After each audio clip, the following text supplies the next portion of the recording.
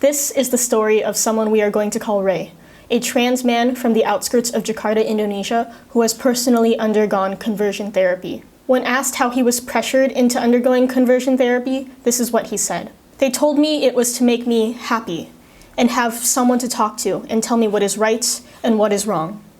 The person was my mother. One night, my mom and my aunt were trying to contact my queer friends to tell them that their children are abnormal and to stop talking to me. Them telling me to stop befriending people who support me was like telling me to be alone. Regarding the techniques and practices that were used on Ray, this is what he said.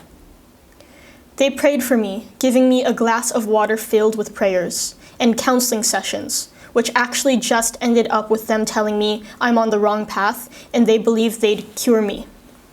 When I used to go there regularly, I actually did not feel any emotions. The last time I saw them, they asked me if I'm still trans. I said yes, and they said nothing. When my mental health was getting worse and I made suicide attempts a few times, my mom stopped taking me to them and started taking me to an actual licensed therapist. My dad would pay for the fee, but now my family refuses to take me there anymore because of the money and because my therapist was supportive of me, and they don't want that. I still talk to my therapist sometimes via social media in secret, but not so often because I feel bad about not being able to pay my therapist. Now that I've stopped going to conversion therapy, I look back and think of how abusive it was. Today, it makes me frightened to tell my parents how I really feel in fear of them taking me there again. Now my mom says she accepts me, but is so upset and manipulative every time I get dysphoric and end up telling her to please take me as her son instead of her daughter. When asked what Ray specifically wants the public to know about his case, he says the following. No one knows me better than I do. It might be scary sometimes, like most of the time I'm afraid I'd be cured and then realizing all of this was in fact a phase like they always told me. But it's really not. It has been 5 years since I knew that I'm trans and 19 years since I knew that there is something wrong with me. And I still feel the same. I'm still me. Does Ray think conversion therapy should be banned in Indonesia? Absolutely. Please, I would literally beg for it to happen. This is straight up abuse. His experience with conversion therapy has affected his life to this day, saying, I've become so skeptical of religious leaders and religious therapy. But this reminds me that I know myself and this is my true self and nothing can change that. And this is the story of Felix, a 22-year-old queer man from Jakarta, Indonesia. I was in elementary school when my parents realized there was something different with me and the way I acted. We went to a psychologist first. They counseled me about being feminine. But it's not just that. My extended family, which consists of my aunts and cousins, also seems suspicious of the way I am. Like, is Felix gay? Why does he play with girls all the time?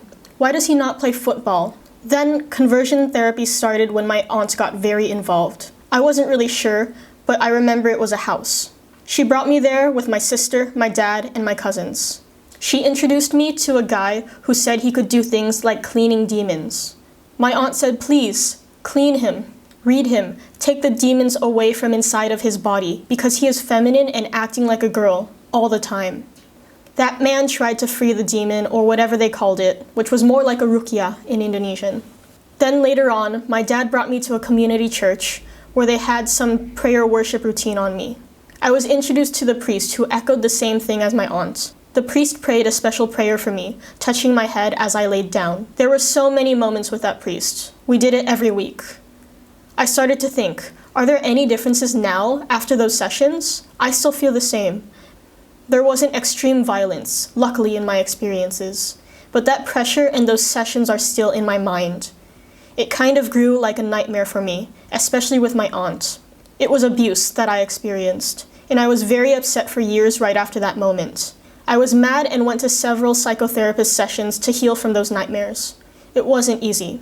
Back in those days, I was very, very alone. I had nobody to talk to, even to my close friends. It's not only what they did to me, but how they didn't realize the effect those conversion therapy sessions had on me. I remember like it happened yesterday. It made me feel small and useless and full of fear. But now, I'm free. I don't have a relationship with my aunt anymore, especially after I studied so many things about conversion therapy and LGBTQ+ rights. I also don't have a relationship with my other relatives, like my cousins, grandma, and uncle. I pulled myself out so I could feel free. I do still have a relationship with my father, even if it's questionable. My mom has been supportive, especially since she didn't get involved in all the conversion things. But things are getting more complicated, and I have to be aware that I've been through so many things in my life, and one of them were those conversion therapy sessions. I think conversion therapy should be banned in the country, hopefully the world. I hear so many stories about conversion therapy that get me really shocked. It is happening, and I think it's so humiliating. They don't understand discrimination or how it affects the individual. I've also heard and read of a lot of violence, and there are so many people struggling out there. I just want them all to be safe, to find each other. I feel people have to know that this is humiliation. I experienced this, and I am aware that I have privilege to write about it. This needs to stop immediately.